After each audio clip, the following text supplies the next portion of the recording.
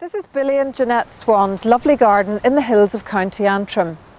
But this beautifully planted herbaceous border is just one aspect of the gardens here. Behind the trees you'll find stone urns, piles of raked gravel and a stunning collection of acers, all key elements in a Japanese garden.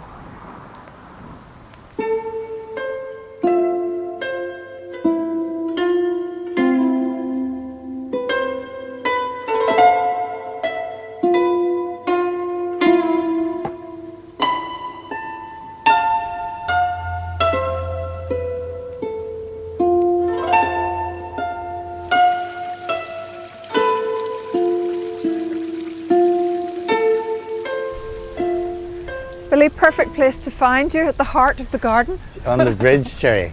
It is just so beautiful, this Japanese garden of yours. Why did you decide to create it? It started off as a wildlife garden. We decided to dig a pond and maybe have a wildlife garden, and I think the seeds of a Japanese garden came from that. And it's really important to mention that you have no butyl liner or liner of any sort in this pond. It's rather big for a liner. We're on pure clay here. I mean, it's like plasticine. You could make pots from it. And we dug it and left it for a year, and it filled with water, and then we decided to go from there. It's obviously crucial when you're making any garden to balance the elements, but it's more crucial than ever in a Japanese garden, isn't it? To the Japanese, the garden is a shrine to nature.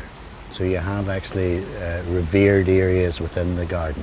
Japanese themselves would have very little space, as you can imagine. In Japan, a lot of people, a small island, and their gardens would naturally be small. You can imagine the emperors of Japan would have had rather more space, and I was trying to emulate the sort of space they would have.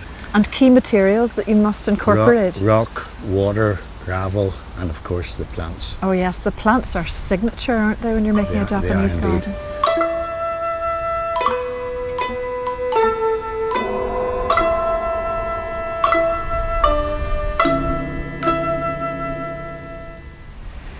Billy, how have you managed with the clay here? You must have had to bring in loads of soil for all these woodland plants. We must have brought in about 50 tonne of topsoil to the whole garden here, Cherry, to build up the different areas to allow the plants to grow. You're talking about building things up, Billy. Obviously another element that has to be built are all the hard structures, key symbols of a Japanese garden, and also really important to have somewhere to sit and enjoy all of this. We enjoy sitting and enjoying the garden. This is the pavilion of the red ninja turtle.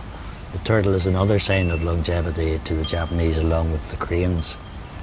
And all of this hard work done by you? This is the fruition of my early days learning joinery at Ballymena. Well, it paid off, didn't it? It seems to have worked a little bit anyway. In Japanese mythology, the devil walks in straight lines, so the path is deliberately rough, so to slow him down, and we then come on to the dewy path.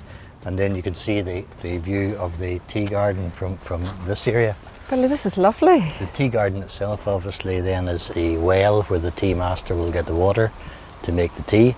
We have the seating area where the guests will sit waiting to be invited to the tea ceremony. They then wash their hands in the sukubai, and then they're invited to the tea house for the tea ceremony. Very civilised. Very nice indeed.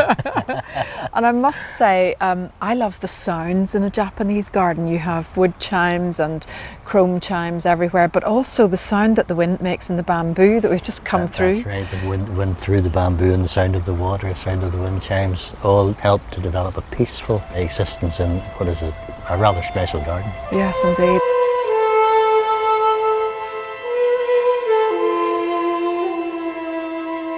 Billy, the maple is the signature plant in a Japanese garden, isn't it? And you have them everywhere here, but perhaps in this particular corner in more kind of rich groupings. Well, the maple and the Japanese pines, but this is Seiru, and Seiru is one of the very few lace leaf maples. I have the maples planted in this area of the garden deliberately to get different autumn colorations, and that changing every day evokes the passage of time in a Japanese garden.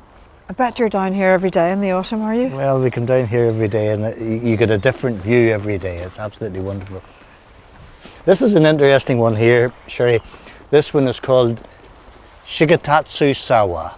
Good name. And translated in the Japanese, it means snipe quacking fly up from the swamp. Now, how did you find that out? Colourful Japanese translations, aren't they absolutely wonderful? This is really lovely, and it's obviously highly symbolic. What do the stones represent? This is what most people would maybe think of as a Japanese garden. This is a Zen dry garden.